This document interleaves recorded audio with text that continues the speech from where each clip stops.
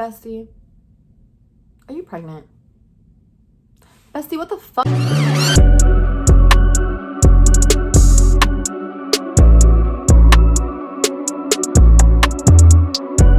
I literally told you to wrap that shit up.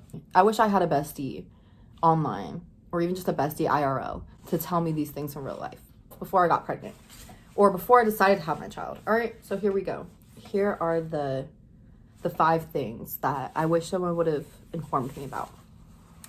The very, very first and the most pivotal thing that I picked up after having a baby was the people that made promises to you when you were pregnant.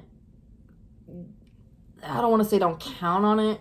I know that your situation is different, but when you find out that your situation is different than my situation, period. It is. Even if they're almost exactly identical, they're still going to be different. We're going to have different feelings about it. But the people that were promising me certain things when I was pregnant, once that initial hype of the child wears off, then everyone goes to their own lives and they all continue to do what they were doing before you got pregnant. So just know that you will get support, but don't expect that level of support. Don't have that expectation that everyone's just going to take care of you. And that's really the moral of the story, is to make sure that you're there for yourself and make sure that you're able to prepare for a child by yourself on your own, because you don't know what could happen. And that is very important, especially if you're wanting to be the best mom that you can be or best parent that you can be, which I'm sure you are wanting to do that. Just make sure that you have your shit together a little bit, you know? And be in a place where you don't have to rely on anyone, or that you're able to pick yourself up if you are needing to, basically. Okay. The second thing is your hormones are going to be insane, girl. And if you're a man watching this, or someone who has a partner that's pregnant right now, their hormones are going to go crazy, all right? And it's going to be in ways that you're not going to expect. Every woman has a different experience with pregnancy and a different relationship with pregnancy. And for me, I felt like I was a teenager again with my hormonal mood swings, like ups and downs. And then even after I had my daughter, I thought everything was just going to go away, but the hormone imbalance that happened to me after I had my daughter was insane. It was literally insane. So that's just something to be aware of. I would definitely recommend looking into the food that you're eating, because I think that has a big effect on your hormones when you're pregnant. And then also, getting a therapist if needed. That helped me a lot during my pregnancy and after my pregnancy. The third thing is prepare, no matter what age you are, no matter what situation you're in, prepare to manage your future and her future, or your child's future as well. Because you're going to need to give yourself a chance and an opportunity to succeed in this life, period. And you're going to have to learn how to do that while still giving that and providing it for another person. And another person that's a completely different stage of life than you. And that's a skill in itself that I would definitely start to build a routine around yourself and your own goals and your own desires, and cutting out time and applying that discipline to cut out time for yourself and for your own goals and for your own dreams. And I'm talking about a time that you really invest in your dreams and in your future, not just like resting, which we'll get to that. But the fourth is about that discipline.